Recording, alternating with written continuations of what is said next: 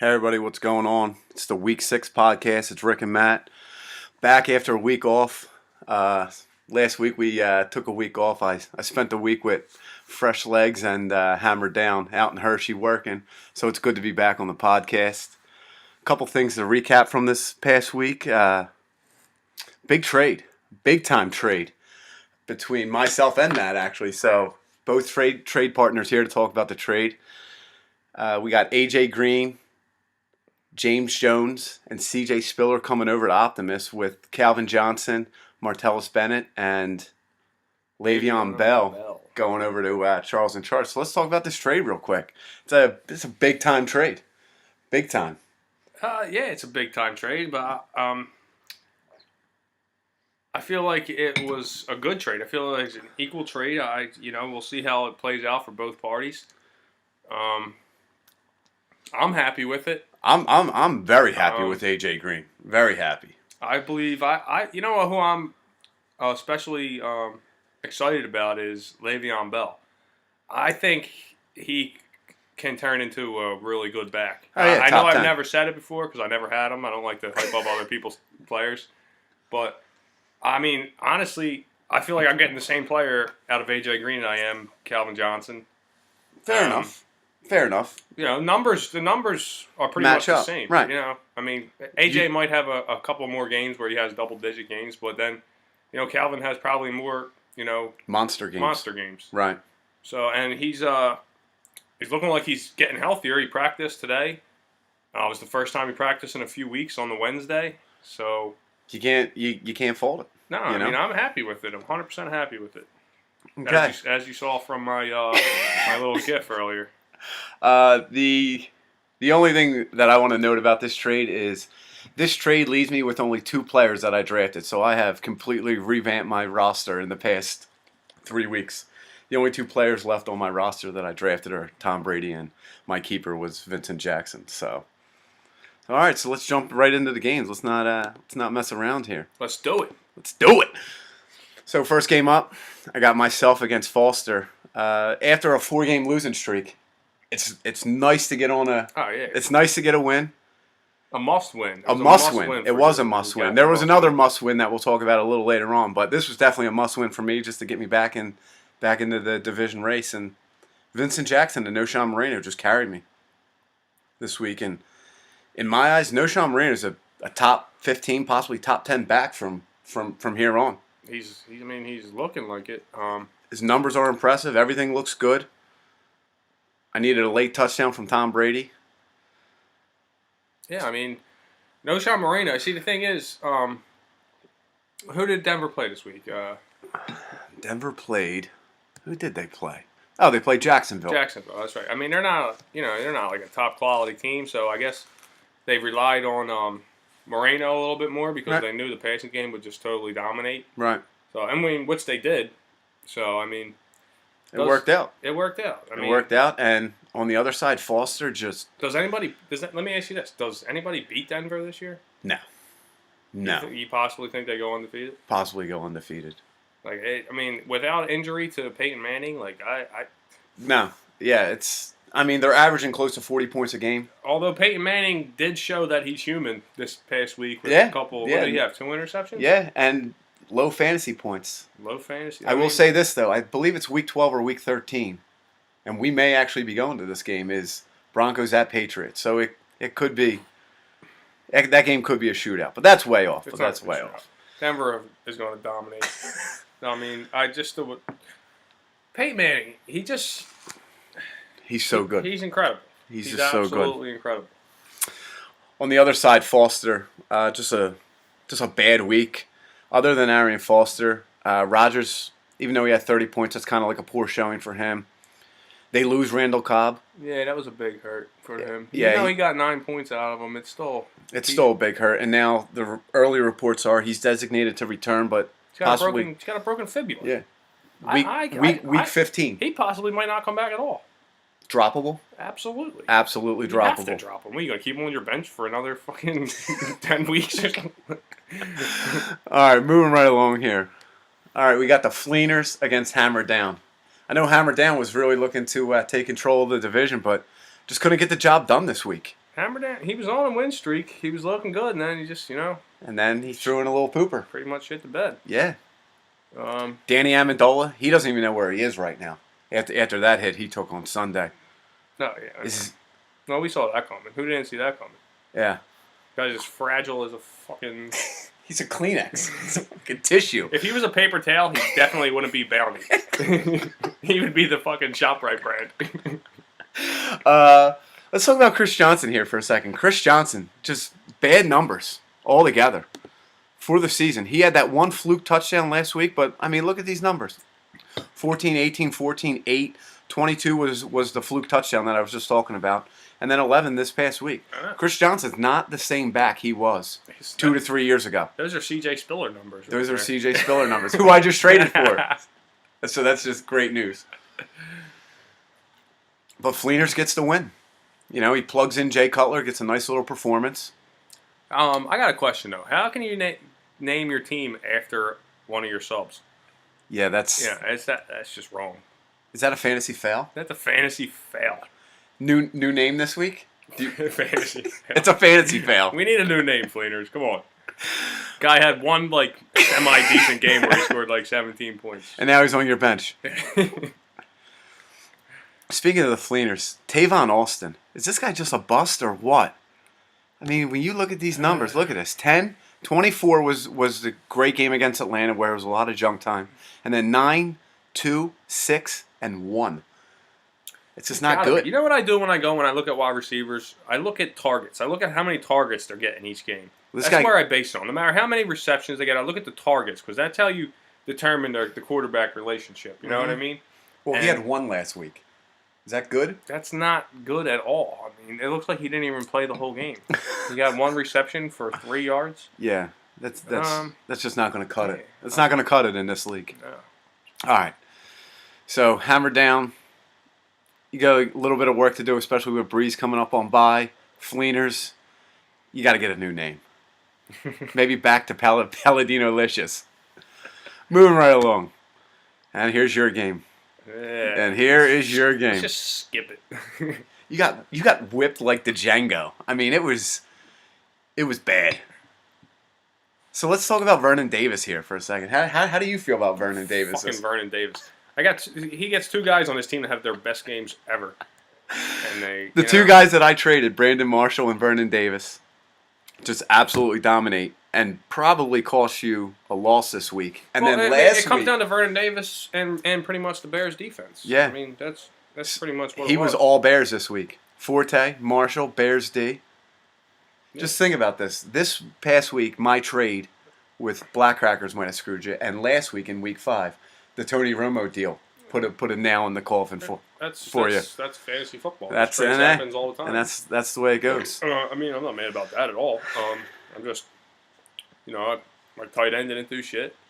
Alshon Jeffrey comes off the 51-point game to put, or 51 51-point game to put up 5 points. Robert Griffin, his third straight fucking 20-point game. That's why I went out and grabbed Nick Foles this week. Right. So I saw that you got Nick Foles. So he's starting. If Nick Foles is the starting quarterback for the Eagles for the rest of the way, is Nick Foles your quarterback over RG3? As of right now, yes. Yeah. We're going to see how he does. Okay. He had a great week last week. He looked great the past 2 weeks. He's not making mistakes. He looks like he's confident in there. Yeah. And he's throwing strikes. Okay. So I'm going to go with him and see what happens. Robert Griffin, he's not the same quarterback as he was last year. No. And it's not even just his running ability; it's his arm, his accuracy and his arm. Everything just looks. Even though there off. was a lot of drop passes that his receivers are dropping a lot of passes. He just doesn't look. He just doesn't look like RG3 from last year. He just doesn't look like an NFL quarterback right now. So I'm going to go with Foles. Okay. And see what happens. Quickly, let's just talk about Jamal Charles. Is Jamal Charles the best running back in fantasy football right now? If you had to redraft, would you take Jamal Charles over Adrian Peterson? Because I would. At this point, especially in a PPR league. At this point, you would say over LaShawn McCoy and Adrian Peterson. Oh, definitely. I think you're splitting hairs with Jamal Charles, but I'll give the edge to Jamal. Jamal Charles, if you look at his numbers, pull up his numbers. his game logs are. He's got to be the most consistent fantasy player. We got 23, 29, 35, 28, 32, 35. I mean, I mean, can you're you gonna- ask anything more from a running back? No, I mean, you're going to get 25 every week, it looks like. And he might. In one of these games, he's going to explode. Right. In the running game. Yeah, he's just been steady. He's just. It's not even his running game because his running numbers aren't that great. I think he only cracked 100 yards maybe once. Yeah, once. Once. But he's such a viable part of the Kansas City offense. He's everything. He's everything. Receiving yards is what's really keeping me going. You know, and he's solid. I mean, that's all I can say about him. And the last thing is, this is something we joked about at the draft, was DeMarco Murray. How long would it take DeMarco Murray, Darren McFadden, and Danny Amendola all to get hurt? Danny Amendola got hurt in week 1. McFadden didn't make it till week 4. And now DeMarco Murray week 6. So all three of those guys that we joked about couldn't even get through a third of the season. Yeah, I know. I mean, luckily it's not. Luckily it's only a sprain. So they're saying maybe he misses a week, maybe a 2 at max.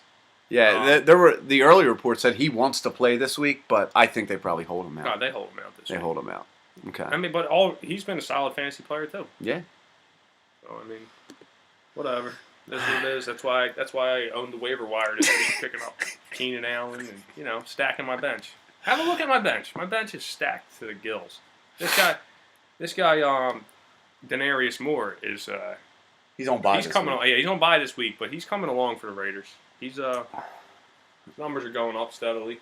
Can we finally stop talking about your team and maybe get back to the rest of the league, or should this just be the Charles in Charge segment or the Charles in Charge show? Okay. Next game up, we got double tight end set against Dos Fekis. I mean, are we on a time constraint here? No, we're not on a time constraint, but I mean, I'm sure people don't want to listen to us all night. Double tight end set just got hammered. This is soothing. Listen to me before you go to bed. I'll put you to sleep. Yeah, this podcast will put you to sleep. All right, we got double tight end set against Dos Fekis. Dos Fekis just, to take a line from Kev, he put the hammer down on double tight end set this week. Yeah, it was was that the biggest beatdown this week? Yeah, he won by close to 82, and yours was, you only lost by like 70. So yeah, double tight end set gets the hammer down this week. Not much production from anybody for him, and Dos Fekis gets production up and down the board. Well, I mean, I don't know how you're Adrian Peterson and your 2-year-old son dies and you play in this game. If I was the coach, I'd been like, you're not playing. I mean, unless Adrian Peterson wasn't close to his son. Like, I don't know the facts of the case. I don't know if this was like a one-night stand type deal, but if I'm a coach and one of my players' 2-year-old son dies like 3 days before a game, yeah, you can't play. Your head cannot be in, and especially the way he died. Like how can your head be in the right place to play a football game? Can't be. I mean, I don't know. I think that was kind of strange for him to play. All right, let's get off Peterson. Yeah, let's go off Peterson. All right, Des Bryant. Des Bryant with a bad week, but the Chiefs D and Justin Blackmon pick up Dos Fekis and gets a monster win. And if you look at his bench, he's stacked on the bench too. Fitzgerald with a big week. Gio Bernard. I keep talking about this guy. This guy's got to be in the lineup every week, I think. How about that Blackmon? That was a risky pick in the draft. Yeah, and stashed him on his bench for 4 weeks. And then look at him. Look at these numbers. I mean, they're not nothing to sneeze at here. 30 and 42 in 2 weeks. I mean, that's good to really good. Yeah, can't ask for anything more than that. So. Yeah, right. Minus that little hiccup we had. We were going to Facebook. Yeah. I clicked the Snickers ad by accident. Final game here. El Canudo against Fresh Legs. It was tight. Hanging around. He just keeps hanging around. Like Teddy KGB. Can't get rid of him. Tommy gets a win when his best player doesn't have a single point. Doesn't have a catch. Doesn't do anything. I mean, I watched the scores for all the games. So for people who don't know, Fresh Legs was down 8 going into Sunday night, and needed Terrence Williams, and he got 10. He got it. And he got it. Yeah. Good pick. So he throws Terrence Williams in. He has He has a big catch right in the beginning of the game, and then he winds up catching a 15-yard touchdown to win the game, and that was all he needed. Yeah. And Fresh Legs is off the losing streak, and he's also at 2-4. He's also at 2-4. Everybody's in contention at this point. Everybody's in contention. So with that being said, let's do a little new segment, Matt. Why don't we talk about El Canuto for a second? Do you want to talk about El Yeah, Canuto? let's see what happened with El Canuto this week. I'll tell you what happened Good with El performance Canuto. from Stafford. Great performance from Lynch. Cecil Shorts got hurt on the third play of the game. And Colston. Colston and Selleck. Selleck. Selleck is droppable. I don't like Selleck at all this year. Yeah, I know. I had him for a game. He actually did okay for me, but I knew he Yeah. wasn't going to be anything special. Yeah. Yeah, I guess that's why he's Shorts. That's Cecil Shorts. Cecil Shorts Yeah, got hurt yeah. on the third play of the game. I think he's probable to come back. He's probably listed as questionable, but I think he's going to play. I read this. that he wants to play this Mhm. week. I don't know if he's going to, but I know he said he wanted to. Okay. So let's jump to the new segment. So now that we're halfway through the season, almost halfway, let's take a look at the standings and the playoff race here. So, do we want to start in the crappy division or the better division? I don't know. Both divisions are kind of equaling out right now. I don't think so at all. That's that. All right, so let's start. We'll start in the Franks division. 3-3 is leading the division, and there's 3 teams tied, and 2 teams at 2-4. One of them being me. Right. I think. I mean, everybody is in the division race in this. Right. I think everybody is at the beginning of the season. It kind of looked like your division was the real shitty division, but I think it still is. I think we're definitely the weaker division, and that's maybe. just the way it shakes out. I mean, this division is going to be, unless somebody really takes a stranglehold and goes on a massive winning streak, this division is probably going to come down to week 12 into week 13 I think, for the division our win. division is too. Yeah, now looking we'll at see your what happens division. with those Vekas. This is for So first place game right here. yeah, so now we got 3 teams tied at 4-2. Now 2 weeks Right. ago when we were doing the podcast, you were alone in first place Right. at 4-0. What the fuck happened? Okay, Will Ferrell. I'll tell you what happened. You lost 2 fucking games in a row, and you got smoked in both. Yeah, well, my quarterback got hurt in first quarter of one game, and then So, What happened after that? I don't know. so let's look at this objectively for your division. Do you think that you are still the best team in your division, or no? Do you think you're still? let me I put it still this think way. you're in the If I running. get every person, Well, yeah, if everybody plays well, yeah. that's the thing. But I you're- had one game, the first game of the season, where everybody contributed a decent amount of points. That was it. I got lucky with wins because nobody was. Okay. That's what I'm saying. Like if I get guys to produce like they say they're going to produce, like they're projected to produce, Okay. then yeah, I think I do have the best team in the division. Okay. Okay. Some would definitely argue that, but that's Sure, fine. Wall would definitely argue Yeah. that. So let's look at the playoff race here. Right now, you're the number 1 seed, and then hammer down, just based on ties, would be the number 2 seed. Wow, Hammerdown really turned his season around. Didn't Yeah, after that weak start, and now. But again, if you look at that division, he's tied with 2 other teams, and the other 2 teams are only a game back. So I mean, this is definitely going to be in flux throughout the season. he? But I think the Black Crackers are really good. Well, I think Dos Fecas is really. If I was a betting man, I would bet that Charles in Charge, Dos Fecas, and Atlanta Black Crackers are all definitely going to make the playoffs.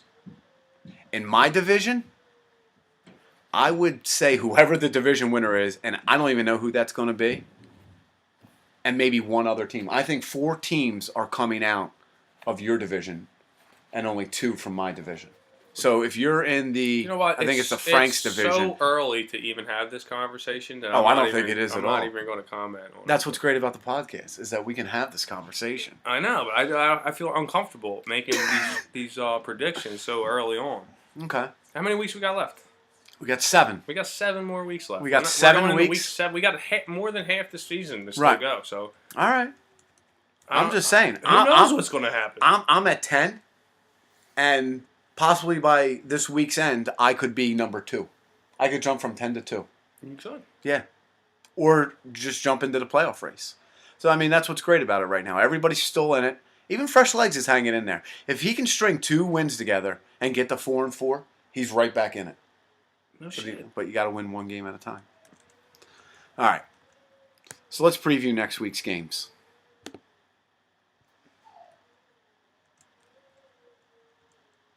Let's see. All right. So we got me against the Fleeners this week. I'm a 6-point underdog according to CBS. Nah, I hate projections. They suck. Yeah. So we got Tom Brady against Cutler. Trent Richardson stinks. That trade is just not working out well for me right now. I don't know. What's going on with Trent Richardson? I don't know. I wish I knew, but it's just not good. Just not good is what it is. We got AJ Green. He's got Fleener's in the lineup this week, so maybe he can. maybe he corrects the fantasy foul by keeping Fleener in there. Eddie Lacy is a great pickup this year. Great draft pick. He's not You doing don't see anything. it? He's not doing anything. What's he doing? He had like 100 yards last week. He had a nice little one game. Doug Martin's been a little bit of a bust. All right, but looking at this game, it's a pretty tight game. Who you taking? Who you got?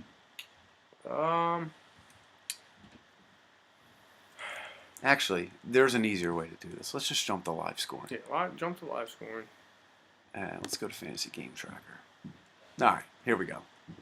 This is a lot easier to read instead of paging through. I'm gonna go out on a limb and take myself here. I mean, I'm never gonna pick against myself. So this is all on you. Do you want to take the Fleeners? I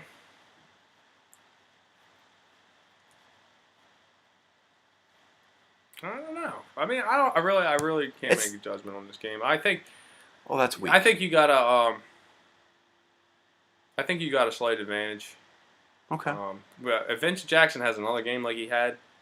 Oh yeah. Danny Woodhead. Like, I mean, he looks like a little baby out on the field. Like you see him in the huddle, he looks like a little child. Like I was scared for him to get hit. Like don't hit Danny.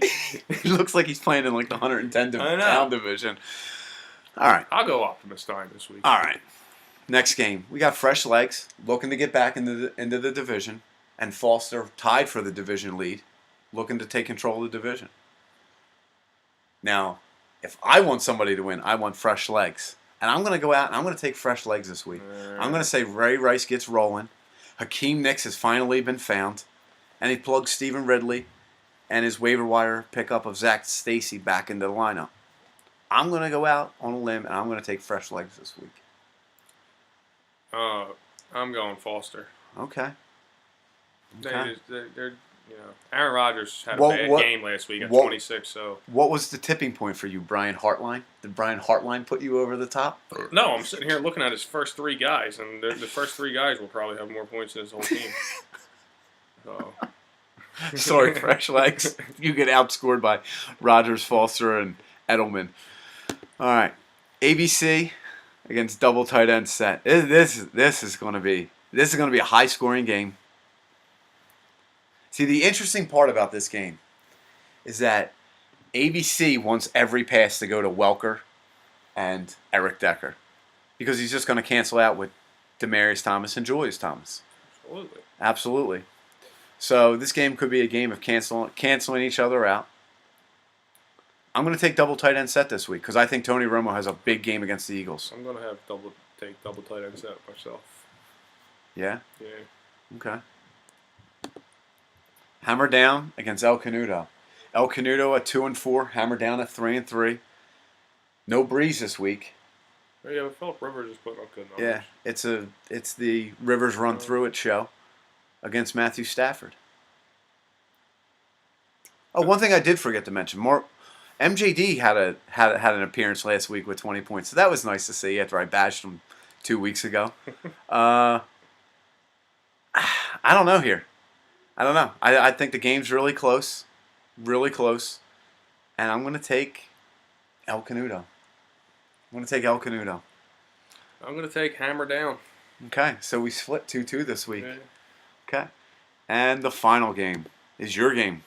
Now this game will absolutely determine first place in your division. Yep. Of course, ABC could win and be tied for first place. But if he should lose, this game will determine first place. Well, one of the first place contestants is not going to be first place anymore. So. Right. So So this is a big game, especially for tiebreakers down the road. Yeah. Have you played Dos Fecas before? Have you played, Chris? Yeah. Yeah. I smashed him. Okay. So Dos Fecas needs this game. Needs this game He for the does need tiebreaker. this game for the tiebreaker. And for first place in the division. So His- what do you like about this? What, You know what? The only thing that scares me is his Chiefs defense. I hate defenses that put up fucking 20 points a game.